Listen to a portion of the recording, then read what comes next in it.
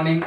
आपका एक बार फिर द फ्यूचर क्लासेस में आपका स्वागत है। मैं आदित्य आपके लिए क्लास 9 का केमिस्ट्री का पार्ट 2 लेके आया हूँ। जैसा कि आप जानते हैं कि केमिस्ट्री का पार्ट 1 क्लास 9 का हो चुका था और ये क्लास है पार्ट 2 की। ओके, तो हम लोगों ने पिछले सेशन में पढ़ चुके थे, द्रव पढ़ चुके थे, उनके एग्जाम्पल पढ़ चुके थे और द्रव का वर्गीकरण यानी क्लासिफिकेशन ऑफ मेटल या सब्सटेंस, ठीक, उनका क्या पढ़ चुके थे, हम वर्गीकरण पढ़ चुके थे। तो हम लोगों ने उसमें समझ में आ गया था। तो हम लोग चलते थोड़ा सा आगे। जैसे द्रव की अवस्थाएं हम लोग पढ़ेंगे। क्या द्रव की अवस्थाएं? देखिए, जो द्रव की अवस्थाएं होती हैं वो कितने प्रकार की होती हैं? 3 प्रकार की होती हैं। ओके, द्रव की अवस्थाएं कितने प्रकार की होती हैं? 3 प्रकार की होती हैं। कौन कौन सी होती हैं? होती है ठोस, द्रव और गैस। कितनी होती हैं? ठोस, द्रव और गैस। ठीक, तो आइए इनको हम लोग पढ़ते हैं। सबसे पहले आ जाता है क्या? ठोस। तो ठोस क्या होता है? आप लोग सभी लोग जानते होंगे कि ठोस का मतलब क्या होता है। अगर जैसे हम लोग इसको, जैसे ये मेरे पास क्या हो गया, मार्कर, तो मार्कर मेरे पास क्या है? ये ठोस मार्कर है। ठीक, अच्छा एक चीज बताइए, अगर इसको किसी स्थान पे हमने से यहाँ पे रख दिया है तो ये इसका मतलब क्या होगा? ये इसका इतना क्या होगा? आकार घेरेगा। इस बोर्ड का क्या होगा? आकार घेरेगा। और हर एक चीज के पास किसी न किसी तरह से क्या होता है? द्रव्यमान होता है, यानी कि मास होता है। तो मार्कर के पास क्या होगा? उसका आयतन होगा। कहने का मतलब क्या है?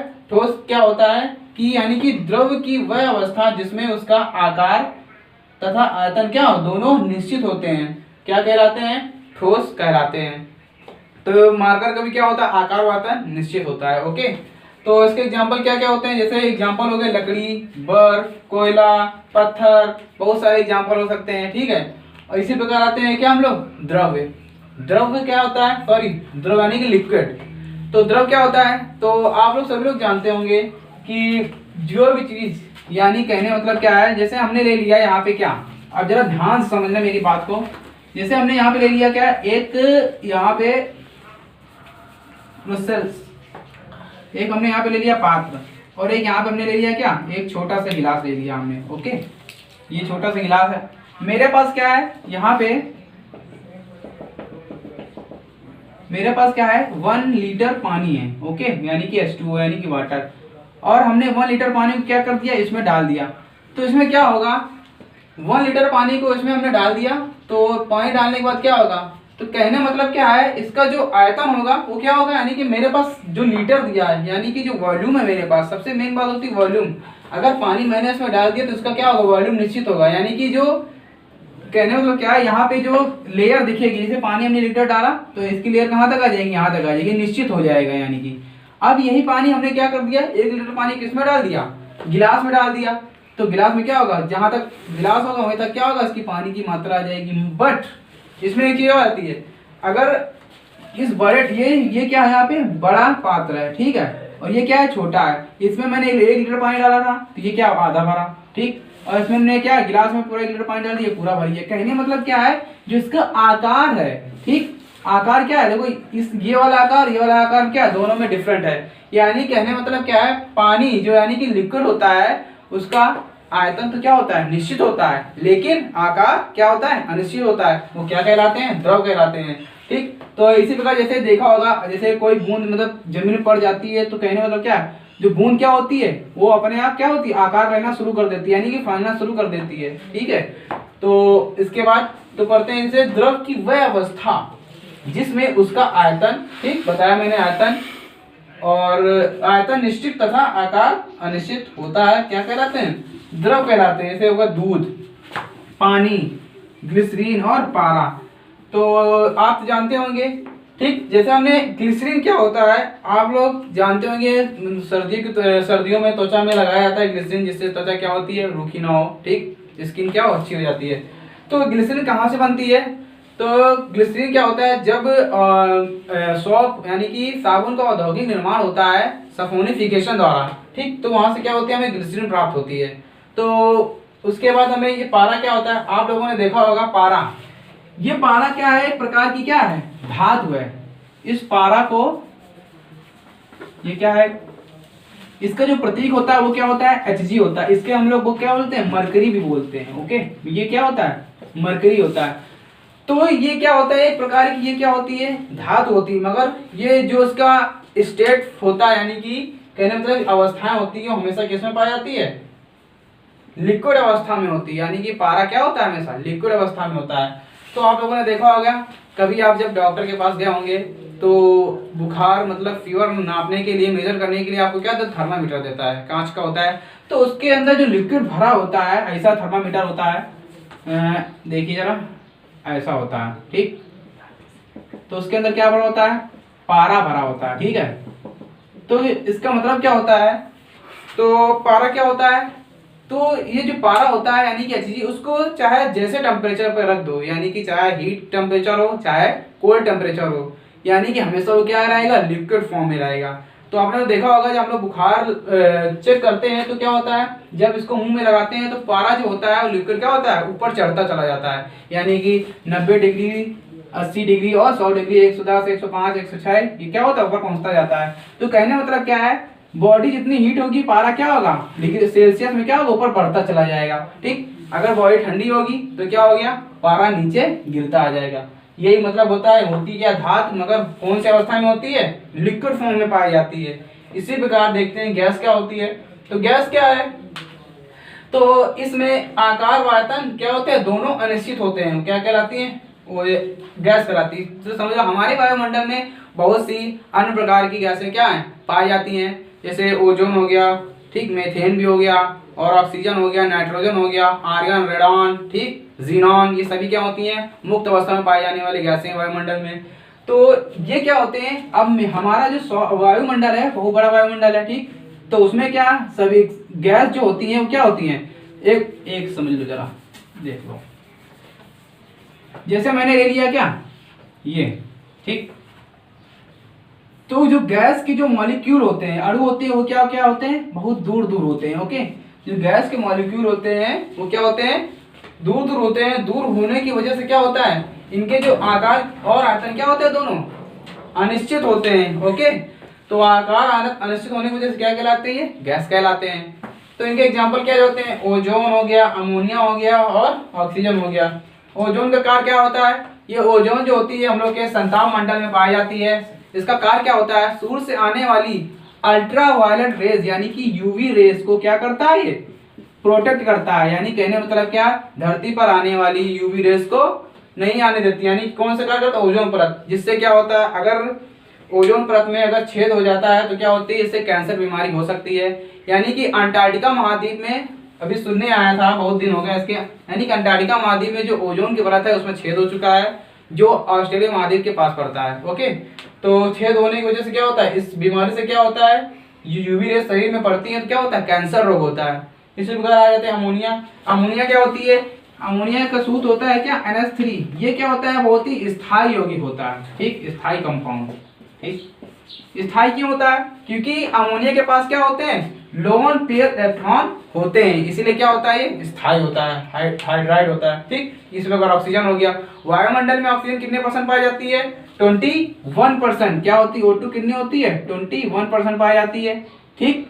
इसी प्रकार क्या हो गया, और इसी में नाइट्रोजन कितने % पाई जाती है, 78% पाई जाती है। और अदर गैस जो होती हैं 1% में पाई जाती है, जैसे 1% में हो गया कार्बन डाइऑक्साइड हो गया, रेडॉन हो गया, आर्गन हो गया, ओके। तो ये था द्रव की अवस्थाएं। द्रव की अवस्थाएं कंप्लीट हो चुका है। तो आइए जरा से इसमें देखते हैं हम लोग। तो कहने क्वेश्चन होता है, जैसे ठोस द्रव गैस लिखा है, तो कहने मतलब क्या है कि एक क्वेश्चन ऐसे पूछा सकता है, ऑप्शन में आ सकता है, ऑप्शन में कि पूछा कि इनके सॉलिड स्टेट होते हैं, ठीक, उनका बढ़ता क्रम क्या होता है, ठीक। इनका बढ़ता क्रम देख लेते हैं। जैसे हमने लिख दिया ठोस को हम प्रदर्शित कर रहे हैं किससे, S से, यानी कि सॉलिड, और लिक्विड को L से, ओके, और G को गैस से, यानी गैस को G से। तो इसका जो बढ़ता क्रम होता है, यानी कि क्या होता है, जो मॉलिक्यूल होते हैं, ठीक, इनके जो मॉलिक्यूल होते हैं, सबसे पहले क्या होता है, लिक्विड, यानी कि कहने मतलब क्या, ग्रेटर लेस देन होते हैं। तो सबसे ज्यादा अंतर यानी कि जो गैपिंग होता है, आकर्षण बल सबसे कम किसमें होता है, गैस में, उसके बाद लिक्विड में, उसके बाद फिर सॉलिड में। क्योंकि जो सॉलिड होता है, जैसे यहाँ समझ लेते हैं छोटा सा एग्जांपल, ठीक, ये सॉलिड है, तो सॉलिड के जो मॉलिक्यूल होते हैं क्या क्या होते हैं, वो पास पास होते हैं। लिक्विड के मॉलिक्यूल क्या होते हैं, वो थोड़ा सा दूर दूर होते हैं, यानी गैपिंग बना के रखते हैं। और जो गैस के मॉलिक्यूल होते हैं वो क्या होते हैं, बहुत दूर दूर होते हैं, ठीक। यानी कि सबसे कम इसमें, सबसे ज्यादा इसमें, फिर ज्यादा, देखिए आज तक आप लोगों ने पढ़ा होगा द्रव की 3 अवस्थाएं, मगर 3 अवस्थाएं होती नहीं है, ठीक है। तो अब क्या हुआ, 2 साल से एनसीईआरटी पैटर्न होने की वजह से, तो क्या एनसीईआरटी पैटर्न होने की वजह से क्या हुआ, द्रव की अवस्थाएं में क्या हुआ, 2 अवस्थाएं और बढ़ा दी गई हैं, ठीक, यानी कि चौथी नंबर और 5वीं नंबर। अभी तक हम लोगों ने क्या पढ़ा, ठोस, द्रव, गैस। तो हम लोग क्या पढ़ेंगे, प्लाज्मा और बोस-आइंस्टीन कंडेंसेट। ये क्या होता है, इसको शॉर्ट फॉर्म में लिख सकते हैं क्या, बीईसी, ठीक। ये भी क्या होती है, स्टेट होती है, यानी कि अवस्था होती है। तो सबसे पहले हम लोग पढ़ेंगे क्या, द्रव की अवस्थाएं में। तो द्रव की अवस्था में सबसे क्या, जो चौथा नंबर भी क्या हो जाएगा, प्लाज्मा। ओके, तो प्लाज्मा क्या होता है, तो सबसे पहले डिफिनेशन समझ लेते हैं इसकी, तो इसके बारे में बाद में चर्चा करते हैं। यह अत्यधिक ऊर्जा वाले और अधिक उत्तेजित कणों से मिलकर क्या होते हैं, बना होता है। इस अवस्था में कण आयनीकृत गैस के रूप में होते हैं। कहने मतलब क्या है, जैसे आप लोगों ने देखा होगा घरों में लगी होती हैं क्या, रॉड लगी होती हैं दीवारों में, ठीक, रॉड होती हैं। तो उस रॉड जो होती है वो क्या होता है, फ्लोरोसेंट होता है, यानी कि फ्लोरोसेंट प्लाज्मा। उसको हम लोग क्या बोलते हैं, फ्लोरोसेंट, ठीक। तो रॉड जो होता है उसमें कौन सी गैस भरी होती है, फ्लोरोसेंट। और आप लोगों ने देखा होगा, एक देखा होगा नियॉन बल्ब, नियॉन बल्ब, ठीक। एक नियॉन बल्ब होता है, एक फ्लोरोसेंट बल्ब भी बोलते हैं इसको, ठीक है, इसको फ्लोरोसेंट बल्ब। तो आप लोगों ने देखा सीएफएल जो होता है, ये घरों में लंबी लंबी रॉड लगी होती है दीवारों पे, तो आप लोगों ने कभी देखा है। तो कहने मतलब क्या है, इसका मतलब क्या होता है, इसका प्रयोग किस लिए हुआ प्लाज्मा का। तो जब क्या होता है, जब इस रॉड में हम लोग विद्युत धारा प्रवाहित करते हैं, यानी इलेक्ट्रिक करंट क्या करते हैं, पास करते हैं, तो क्या होता है, जो फ्लोरोसेंट होता है, फ्लोरोसेंट क्या होता है, अत्यधिक गर्म होकर अत्यधिक तापमान प्राप्त करके क्या होता है, आयनीकृत हो जाता है, यानी कि आयनाइज हो जाता है। आयनाइज होने की वजह से क्या होते हैं, जो फ्लोरोसेंट पाउडर होता है वो क्या होता है, चमकने लग जाता है, यानी कि लाइट होने लगती है। इसी कारण क्या होता है, रॉड जलने लग जाते हैं। यानी कि जो रॉड में जो पाउडर पाया जाता है वो किसका पाया जाता है, सीएफएल, और रॉड में फ्लोरोसेंट का पाउडर होता है। इसी प्रकार क्या होता है, नियॉन बल्ब होता है। नियॉन बल्ब क्या होता है, ये भी क्या होता है, विद्युत धारा प्रवाहित करने पर ये क्या होता है, अत्यधिक गर्म हो जाते हैं, और गर्म होने की वजह से क्या होता है, ये चमकने लग जाते हैं। ओके, ये क्या होता है, प्लाज्मा होता है, ठीक है, ये बात क्लियर। ओके, तो आते हैं 5वें नंबर में। अब 5वें नंबर में क्या है, बोस-आइंस्टीन कंडेंसेट, यानी कि बीईसी, शॉर्ट फॉर्म क्या होगा इसका, बीईसी। तो ये कौन सी अवस्था होती है, ये 2 वैज्ञानिकों की अवस्था होती है, 2 वैज्ञानिकों के नाम पर बनाई गई है। कहने मतलब क्या है, इस अवस्था का नाम वैज्ञानिक सत्येंद्र बोस, जो सत्येंद्र बोस थे वो किसके थे, इंडिया के थे, यानी कि भारत के। ओके, तथा अल्बर्ट आइंस्टीन, अल्बर्ट आइंस्टीन कहाँ के थे, ये थे जर्मनी के, ठीक। सत्येंद्र बोस कहाँ के थे, इंडिया के वैज्ञानिक थे, और अल्बर्ट आइंस्टीन जर्मनी के वैज्ञानिक थे। तो इन्होंने क्या किया, इस अवस्था का नाम वैज्ञानिक सत्येंद्र बोस तथा आइंस्टीन अल्बर्ट के नाम पर रखा गया। तो इसमें क्या होता है, ये कम घनत्व वाली गैस को बहुत ही कम तापमान पर ठंडा करने से बीईसी तैयार होते हैं। यानी कहने मतलब क्या है, इनको चाहे जितना भी क्या हो, कम टेम्परेचर हो, कम टेम्परेचर होने की वजह से क्या होती हैं, जो आसपास की जो गैसें होती है, वायुमंडल की हल्की गैसें होती हैं, ठीक, जो बहुत ही कम तापमान में क्रिया करती हैं, तो उससे हम लोग क्या कर सकते हैं, बीईसी का क्या कर सकते हैं, निर्माण कर सकते हैं, यानी कि बीईसी को क्या कर सकते हैं, तैयार कर सकते हैं। तो क्या हुआ, यूएसए के जो वैज्ञानिक थे, इनके बाद यूएसए के वैज्ञानिक यानी कि 2001 ईस्वी में, ठीक है, तो बहुत सारे वैज्ञानिक आए। तो कार्ल, पहले संसद एरिक ए और कार्ल, 2 वैज्ञानिक थे, ठीक, कार्ल। तो इन दोनों 2 वैज्ञानिकों ने क्या किया, बीईसी के निर्माण में, यानी कि बीईसी के निर्माण में इनको केमिस्ट्री का नोबेल पुरस्कार क्या हुआ, प्राप्त हुआ और दिया गया। तो ये कंप्लीट हो गई द्रव की अवस्थाएं। तो इसमें हम लोग थोड़ा सा एक चीज पढ़ेंगे। तो द्रव अवस्थाएं कितने प्रकार की होती हैं, 5 प्रकार की होती हैं। ठोस हो गया, द्रव हो गया, गैस हो गया, और प्लाज्मा हो गया, और बीईसी यानी कि बोस-आइंस्टीन कंडेंसेट, ठीक, 5 प्रकार के हम लोग पढ़ चुके हैं। तो आइए हम लोग थोड़ा सा देखते हैं क्या, तो थोड़ा सा बाकी है उसको हम लोग पढ़ लेते हैं। देखिए थोड़ा सा एग्जाम्पल के थ्रू समझेंगे। जैसे हमने यहां पे ले लिया, ठीक, क्रूसिबल ले लिया, यानी कि पात्र, 3 पात्र हमने ले लिए यहाँ पे। ये 3 पात्र हो गए। तो हमने अभी थोड़ी देर पहले बताया था आपको, इस ये एक हो गया, ये 2 और ये तीसरा, ठीक। तो हमने बताया था कि जो ठोस होते हैं, जो उनके पार्टिकल क्या होते हैं, ठोस के पार्टिकल क्या होते हैं, जैसे मार्कर है, इसके पार्टिकल क्या होते हैं, बहुत ही पास पास होते हैं, और क्या होते हैं, इनमें अंतराणविक बल सबसे ज्यादा होते हैं, यानी कि आकर्षण बल सबसे ज्यादा होता है, ठीक। तो आकर्षण बल होने की वजह से क्या होते हैं, जो ठोस होते हैं उनके जो अणु होते हैं यानी कि मॉलिक्यूल होते हैं, वो क्या होते हैं, बहुत ही पास पास होते हैं, ठीक। बहुत क्या होते हैं, पास पास होते हैं। इसे ऐसे लिख सकते हैं,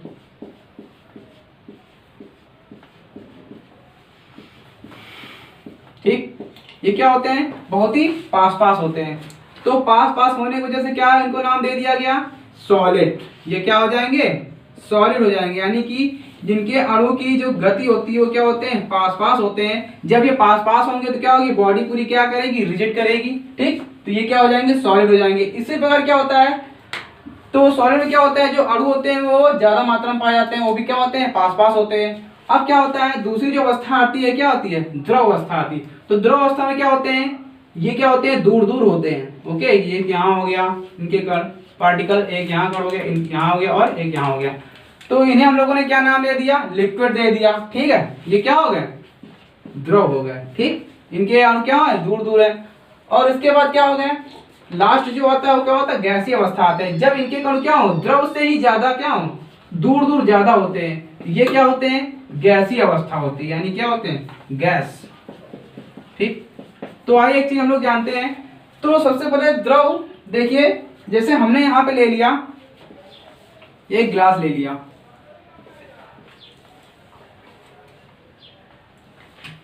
ये मेरे पास क्या हो, गिलास, ठीक।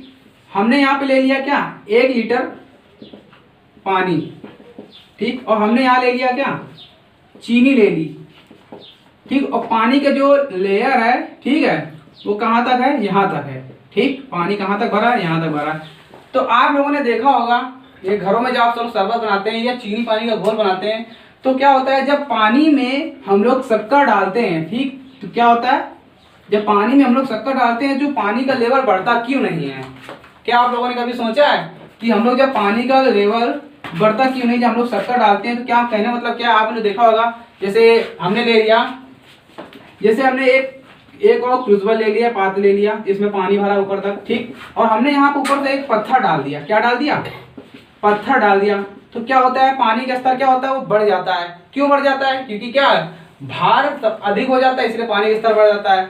इसमें भी तो भार होता है चीनी में, तो ये पानी का स्तर क्यों नहीं बढ़ता है, तो क्यों नहीं बढ़ता है, आइए देखते हैं। जो पत्थर होता है, यानी कि जो वो क्या होता है, सॉलिड होता है। सीधा सॉलिड होने की वजह से क्या होता है, पानी का स्तर क्या होता है, यानी कि जो पत्थर के कण होते हैं क्या, उनकी जगह नहीं ले पाते हैं, जगह लेने की वजह से क्या होता है, पानी का स्तर क्या हो जाता है, ऊपर उठ जाता है। तो ये क्या होता है, चीनी का जस्ट विपरीत होता है। तो इसमें क्या होता है, जब चीनी के पास क्या होते हैं, उनके पास भी क्या होते हैं, मॉलिक्यूल होते हैं, अणु होते हैं, ठीक। अंतराणविक बल होता है। तो अंतराणविक बल होने की वजह से क्या होते हैं, ये जो चीनी होती है, तो आप देख रहे हैं कि इसमें कुछ स्पेस दिख रहा है, ठीक, यानी कि अणु क्या है, दूर दूर।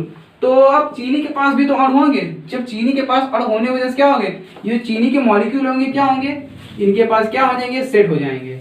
जब ये खाली स्थान में, यानी कि फिल में क्या हो जाएंगे, फिल हो जाएंगे खाली स्थान में, तो पानी का स्तर क्या हो गया, बढ़ता ही नहीं है। कहने मतलब क्या है, जो द्रव के जो कण होते हैं वो क्या क्या होते हैं, दूर, बहुत ही क्या होते हैं, दूर होते हैं। जब इसमें हम लोग चीनी डालते हैं तो क्या होता है, ये जो दूर दूर कण होने की वजह से जो उसमें रिक्त स्थान होता है, वो चीनी क्या कर देती है, उसमें सेट हो जाते हैं। इसलिए क्या होते हैं, पानी का स्तर क्या होता है, नहीं बढ़ता है, ठीक है। ये बात क्लियर हो गई। तो आज हम लोगों ने द्रव की अवस्थाएं कंप्लीट कर दी है। तो आज का सेशन यहीं तक। तो कृपया, ये वीडियो अच्छा लग रहा है तो आप इसके नोट्स बनाइए। जैसा कि पहला वीडियो अपलोड हो चुका है, तो हम लोग धीमे से पढ़ेंगे, यानी कि ऊर्ध्वपातन पढ़ेंगे इस चैप्टर में। बहुत अच्छा चैप्टर है, जरा ध्यान से पढ़िएगा। तो कृपया इस चैनल को आप लोगों ने अभी सब्सक्राइब नहीं किया है तो सब्सक्राइब कीजिए और लाइक कर दीजिए और शेयर कर